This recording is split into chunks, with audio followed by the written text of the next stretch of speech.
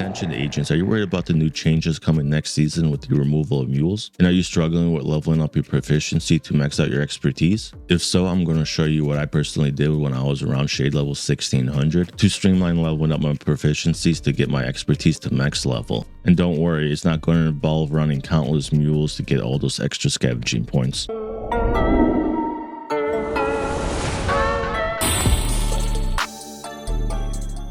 Why did the agent quit grinding? Because max expertise was just a myth told by the developers until they decided to get rid of mules next season. Haha, DAG joke of the day. What is going on, DAGs? If you're new to the channel, welcome to d.a.g Gaming. I'm your host, Nox, where my favorite thing to do is respawn. If you have not heard yet, the developers did announce that they are getting rid of the mules for the next season. So again, the idea with scavenging points, what we wanted to change is we wanted to change the fact that you could just get them over and over again because of the way the game is built, where you get all your points again when you start a new character, all your shade points to spend again, which is fine when you want to spend them on the stats because you need to be able to reallocate them. But spending them again on scavenging points was not necessarily the design we intended to begin with. So we wanted to fix that, and we're fixing it now because it's going to become even more of an issue with Brooklyn coming and people being able to create characters directly at level 40, in which case they could just create a character, spend the scavenging points, delete, rinse and repeat. So the change we are making is that now scavenging points are basically account-based. So when you spend them, they are spent for the whole account.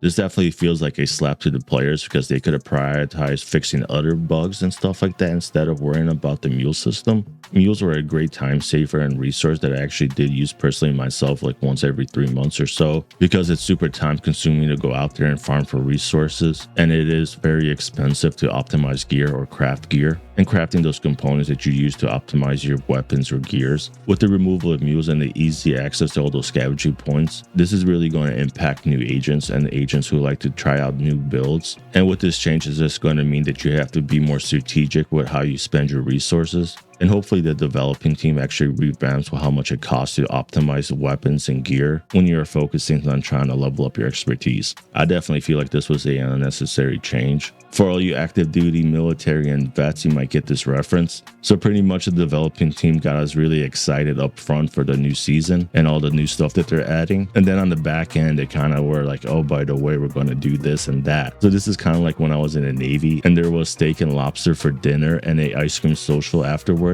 The salty dogs already knew what was about to happen, but all the new sailors would be super excited like, oh crap, we got steak and lobster and ice cream, hell yeah. Then the captain would come on and announce something like, oh, by the way, we got to extend our deployment, this or that. So yeah, we get all the good stuff up front, and then in the back end, they're like, oh, by the way, I don't know, this is kind of weird. So yeah, let me know what you guys think about the new changes for next seasons with the removal of mules.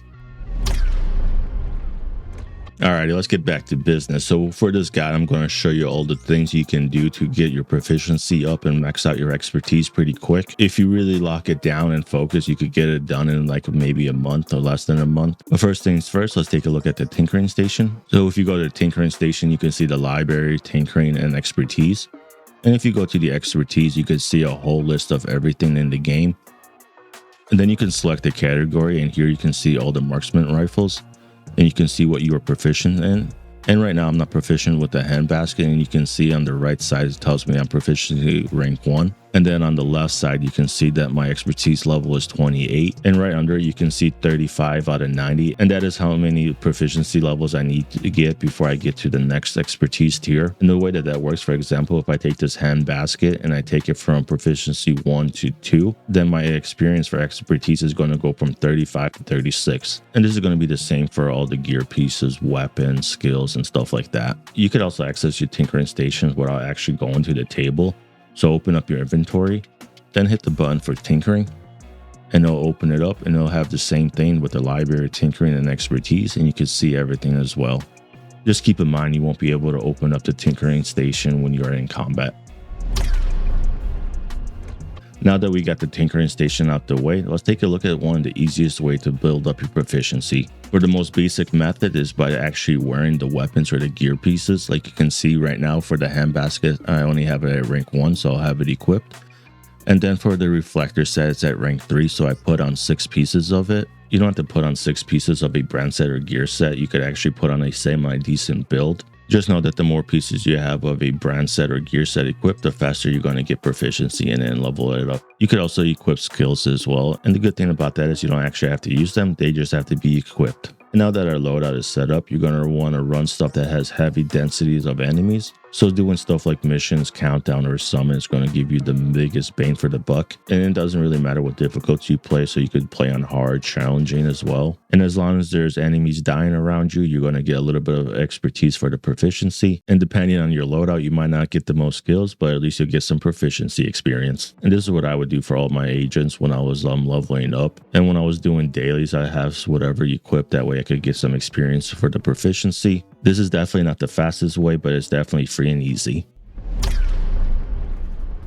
For this part, I'm going to talk about farming and donating your gear to the proficiency. And the biggest bang for the buck is going to come from the weapons. Because you can see for like assault rifles, there's 48 of them. 38 for the SMGs, 32 for the LMGs. You could also do targeted loot farming for the brand sets and gear sets as well. It's going to work the same way. And how you can do it is go to your map, press up, and you can see where the targeted loot is. So if you like playing in the Dark Zone, you could farm here for the targeted loot of rifles. You can run the Air and Space Museum for the targeted loot of marksman rifles. We got the District Union Arena with the targeted loot of assault rifles. And this is how you can do targeted loot farming in the open world. But you're going to get the most amount of the target loot drops in doing countdown. So you could hover over countdown and press down. And here you can change the target loot to whatever you're looking for. So let's say assault rifles. And now the target loot for the countdown and the summit is going to be for assault rifles. So running countdown and summit is going to give you the most amount of enemies in the shortest amount of time. And this is going to help you acquire a vast amount of whatever target loot you are farming for. You could also run control points because for the control points, if you're on heroic, there's going to be 2 named enemies. And you can also run bounties because they're going to have named enemies as well, usually 1 to 3 of them. And they're going to drop you a bunch of loot and have a higher chance of dropping you named items as well. And now that you ran whatever you wanted to run and got a bunch of loot, you can go to your inventory and start marking all the stuff you got as junk. But what I like to do is I'll actually go to a vendor, tab over inventory, and here you can see everything, and it makes it really easy to mark stuff as junk. And this is going to be a lot faster because you don't have to actually go into each different category. You're just going to see a big list of everything that's in your inventory. Alrighty, now that we have all our stuff marked as junk, we're going to open up our menu. We're going to open up our tinkering station. We're going to go to expertise. And then if you look on the bottom, you could hold square to donate old junk. So let's go take a look at our marksman rifles. And here you can see right now I have 1.5 levels of proficiency for the handbasket. So now let's donate all our junk. And now you can see that my proficiency went to 2 for the handbasket. And also my proficiency level for the refractor gear set went up as well. And on the left side under expertise, you can see that I went from 35 to 38. If you're a new player, this strategy is going to give you the biggest bang for the buck, especially when it comes to donating the actual weapon types. For this part, I'm going to talk about donating your resources to build up your proficiency level. And this is where the mules came in clutch, because when you make a new mule and get them to level 40 and unlock your watch, you get a crap ton of scavenging points. And then you could come over here and buy a bunch of printer filament, because the printer filament is going to give you the biggest bang per scavenging point. So just buy a bunch of that. Now let's head over to our tinkering station. We're going to go to expertise. And when it comes to donating resources, try not to donate the resources to stuff that you can easily farm, like weapons or like the brand sets or gear sets. You want to try to limit donating your resources to things like your skills, or donating the resources to named items or exotics that you can't get easily. So go ahead and find what you want to donate resources to level up. I have the handbasket that's only at level 2 proficiency rank. So go ahead and select it. And then on the bottom, you can see donation materials. Open that up. Make sure you don't hold X to do this, because you're going to end up donating all your resources until you get to proficiency 10, and you might end up donating resources you didn't intend to. So go ahead, scroll down to rare materials, and you can see as I'm clicking X that it's going up. And I would also donate my base materials, because these are really easy to get. You get a bunch of these from breaking down your weapons or gear pieces, so you could just donate as much as this as you can. Just leave a little bit if you do want to raise the expertise level on whatever. And then also any of the other resources that are maxed out or close to max, you could donate some of them. That way, when they do drop in the open world, you can actually pick them up. And now you can see that my proficiency rank on the handbasket went from 2 to 6. And on the left side, the expertise level went from 44 to 48. This is definitely my least favorite way to get proficiency because you do need the resources to do other things, or when it comes to crafting or doing anything else that requires resources. So definitely make sure you balance what you're donating so you're not left without any resources to do other parts of the game.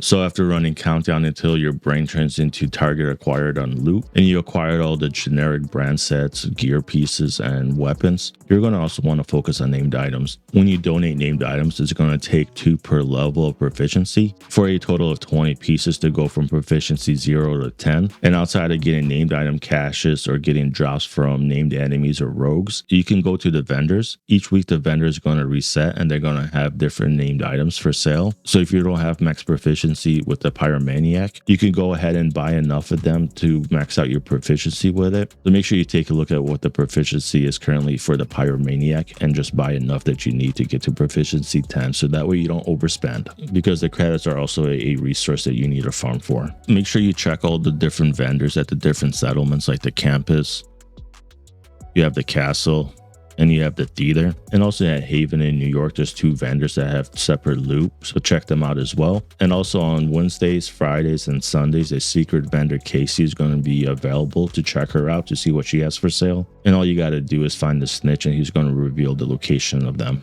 You could also come to the countdown requisition station right here and use your countdown credits to buy the named items. You can also come over here to the client vendor and check out what they have for sale as well. And they'll usually have a named item as well for sale. And if you like going into the dark zone, there's a total of 3 different shops you can check out, and they'll have named items for sale as well. So definitely make sure to check out DZ West. You got the DZ South and the DZ East. So check out all 3 of those vendors and see what named items they have for sale, and then use the credits you get from the dark zone to buy them. For this part, I'm going to go over how you could craft named items to donate them. Open up your tinkering station and take a look at what you need. I do know that I need the Axle backpack, and currently I'm at proficiency rank 9, so I'm going to need a total of 2. So I'm going to need a total of 2 to get the max proficiency. So go over to the craft station, go to the backpacks, and find the Axle. So I'm going to go ahead and craft 2 of them.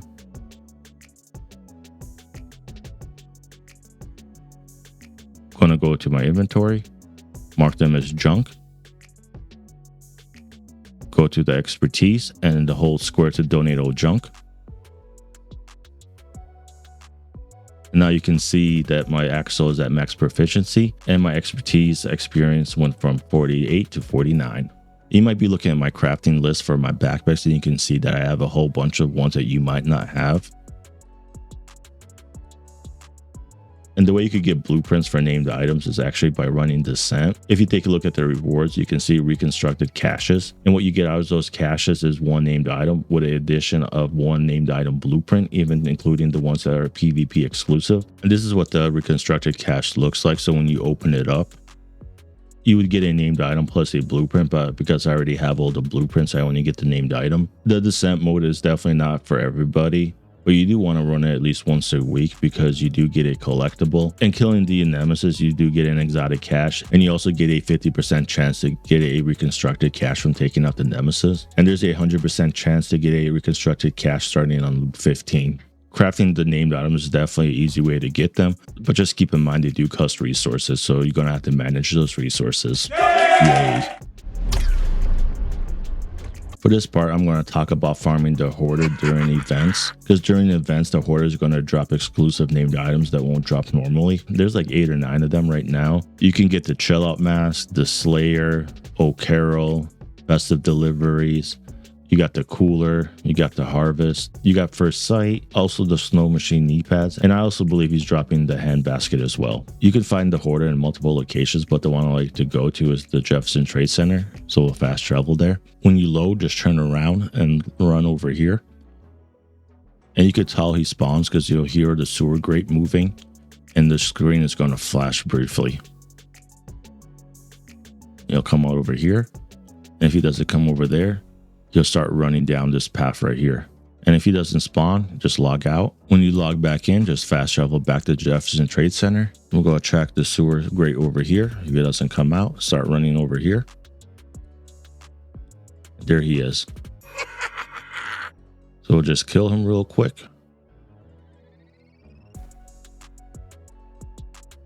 And because currently the Easter event's going on, he's dropping those named items, and he did drop the snow machines, and he does also drop miscellaneous other named items. And all you have to do is just log out and log back in. Let's see if he comes out again. Yep, he's running down here. Alrighty, let's see what he dropped this time. And this time he dropped a cooler. Not too bad. He's really easy to farm. All you have to do is log out and log back in, and his respawn timer resets. When I was working on my proficiency, I did actually farm him for like 2 hours straight. That way I could get enough of the items to max out my proficiency for them. And the way that I looked at it is that I valued that time it took of 2 hours versus valuing the time it would take to go find all the resources to donate to make the proficiency go up, or the time it would take to actually wear the pieces to level them up. So just look at it, how fast you could farm them versus the time it would take you to actually find the resources and whatnot. And it's not necessary to farm the hoarder to get the proficiency on those items, but this is the only way that you can get them outside if you didn't get them before. So that's about it for the hoarder. Let's go to the next one.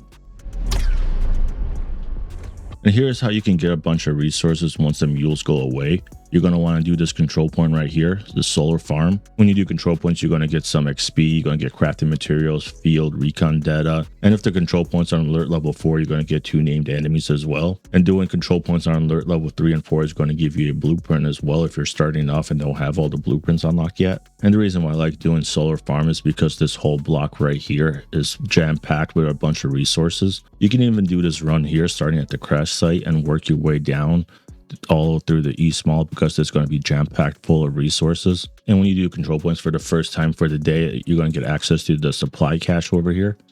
And there's going to be some resources in here as well. You can open this up and get a bunch of loot. And I believe alert level 3s and 4s, there's a small chance to get a exotic component as well from opening these up. But what you want to do is go over here to the control point officer needs, and you want to donate enough resources to activate the detection too. And this is going to make it a lot easier for you to go ahead and find those resources because they're going to actually highlight. And what I mean by that is if you can see them right now, they're highlighted. You could go ahead and find them. And you could literally just run around this whole area and it's just a bunch of resources. Like you could just see them everywhere. Especially like over here. You could run inside this building right here. There's a bunch of resources everywhere. You just see them. Some there. You got some over here.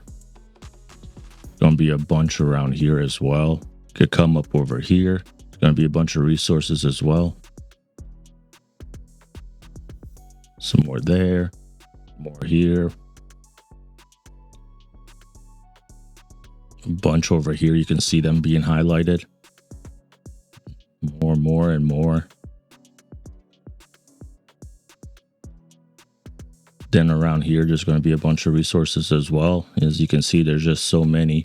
And after you're done with the solar farm, another honorable mention is going to be the haunted house as well, as it also has a bunch of resources, especially back here in the alleyway. And also the mass, there's going to be a whole ton of resources around here as well. And if you're looking for stuff like the water, the components, and the food, this spot right here is my favorite spot to go for water, as there's a whole bunch of them here.